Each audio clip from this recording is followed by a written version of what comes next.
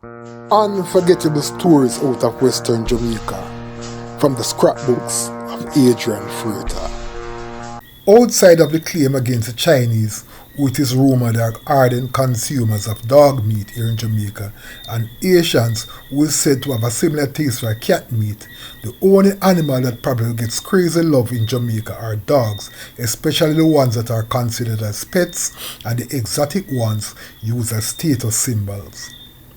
Although pigs are widely consumed, especially by the lovers of jerk pork, it gets very little love, especially in its live form, and is probably the most hated animal in Jamaica, unless you're a farmer who raises pigs for a living.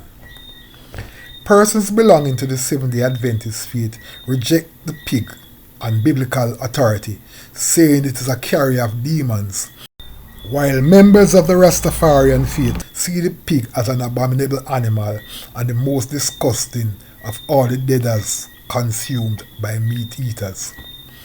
However, as it is mentioned in a popular dancehall song done by Lieutenant Sichi, it is believed that some locksmen consume pork privately while publicly lashing out against the pig. While people have no problem seeing others treating dogs and cats, even cows and goats, with compassion, it would be almost out of the norm to see someone showing care and concern for a pig. It was therefore a major surprise on the afternoon of Saturday, January 20, 2001, while downtown Montego Bay was experiencing serious flooding, a young man risked his life to rescue a piglet which was being washed away in the major North Gully drain in the vicinity of the Montego Bay RM Court. The fact that the man who rescued the pig was not its owner made the story even more compelling and worthwhile remembering. In this edition of Lest You Forget, I will be looking back at that story from a story I wrote for the Star, which was printed on January 22nd, 2001, under the caption, Just to Save a Pig. The story read as follows. It was high drama in the gully adjacent to the Island Grill establishment in Montego Bay on Saturday afternoon, as a brave young man risked his life during a heavy shower to save a piglet.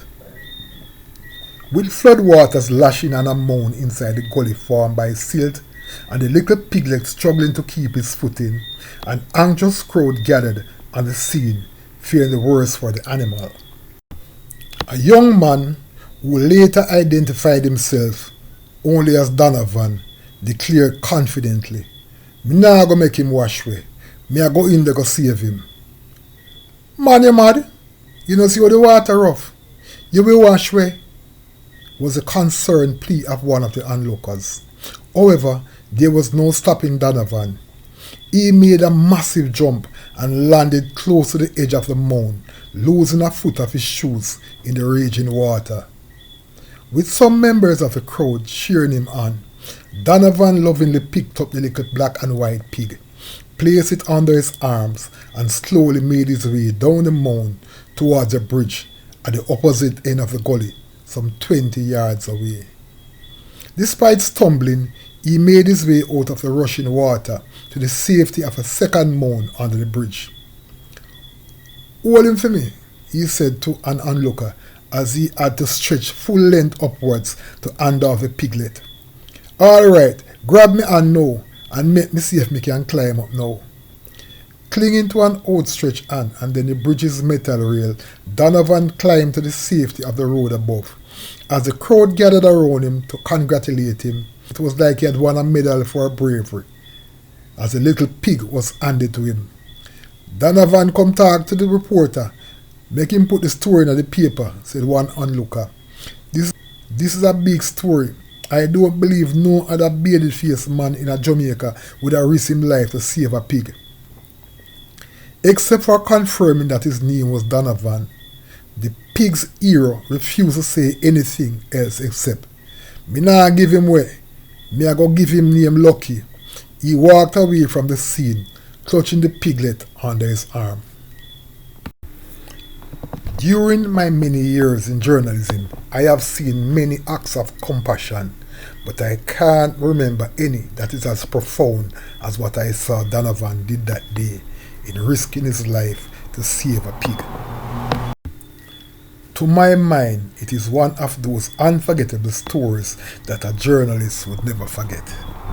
Unforgettable stories out of Western Jamaica from the scrapbooks of Adrian Freitas. Before you go, please remember to subscribe.